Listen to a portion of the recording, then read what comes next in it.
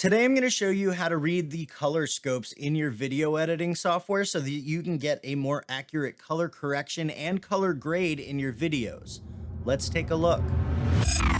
All right, I'm going to tell you something that may or may not make you mad. And if I offend you, I apologize, but this needs to be said.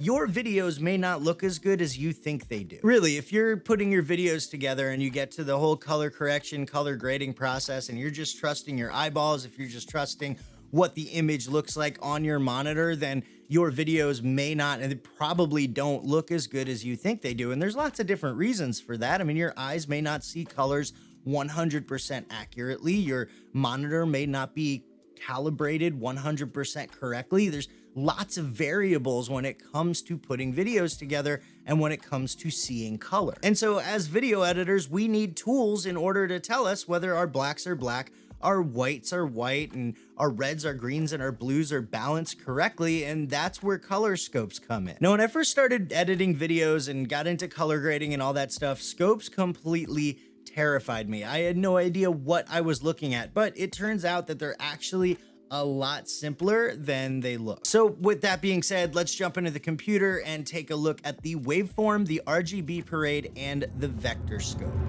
All right, so we're here in the color page in DaVinci Resolve 16. Now, if you're not using DaVinci Resolve, don't worry. These scopes are available in Premiere Pro and I believe in Final Cut Pro as well. Any professional grade software that has color grading capabilities are going to have these scopes.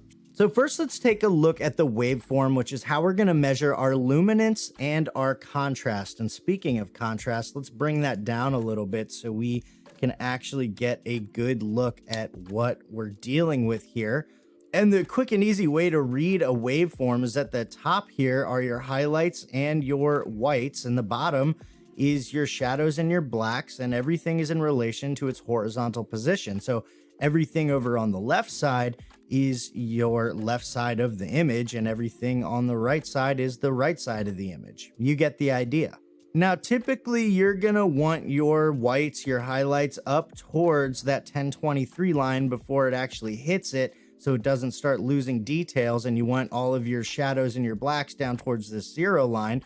So if I start adding contrast back in, you can see that our waveform is stretching out a little bit. We're getting more contrast in our image, and everything looks good right about there. I could probably bring those shadows down a little bit. And that looks like a good contrast to me.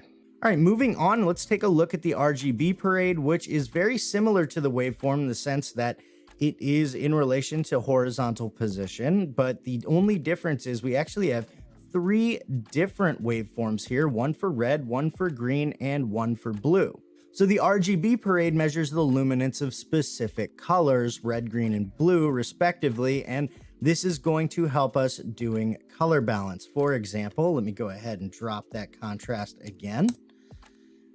Let's go ahead and move this kind of over to the blues and the cyans. Let's say you get an image that looks like this. You'll notice on the Rgb Parade that our greens and our blues are higher up than our reds, both in the shadows and in the highlights. So if we wanted to correct this, we could go ahead and offset this a little bit and bring it back towards the center until everything looks pretty even towards the green.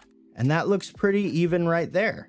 And now if we put some contrast back in the image, just like in the waveform, you'll see that the image is stretching out on the scope.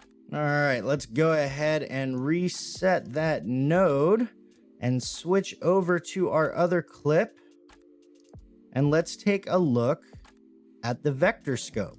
So the waveform measures luminance and contrast, and the Rgb Parade measures the color balance and the luminance of the reds, the greens, and the blues.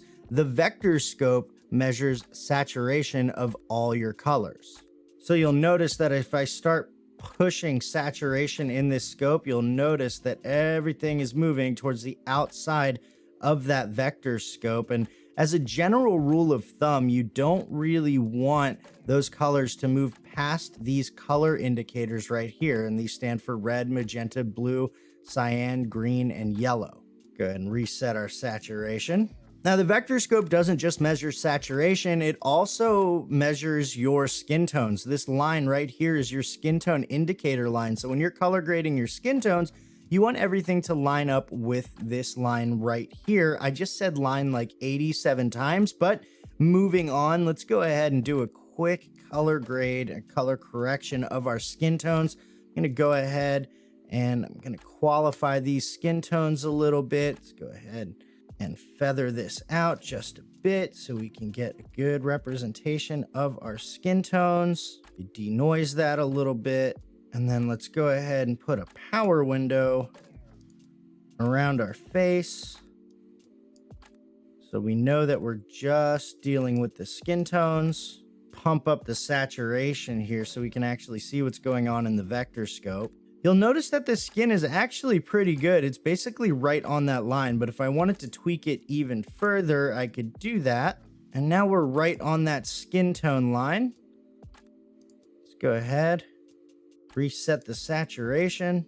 And now if we look at our image, we've got pretty much perfect skin tones. Now, if all of this still seems confusing to you and you don't want to deal with it and you just want a simple tool to help get your color grade started right, then I suggest picking up something like this. This is the X-Rite Color Checker Passport, and if you want to learn more about it, watch this video right here. And if you found this useful and you want to learn more about video editing, camera gear, and how to make better videos, make sure you subscribe to my channel and hit that bell so you don't miss anything. Thanks for watching, thanks for hanging out, and I'll see you in the next video. Go watch it now.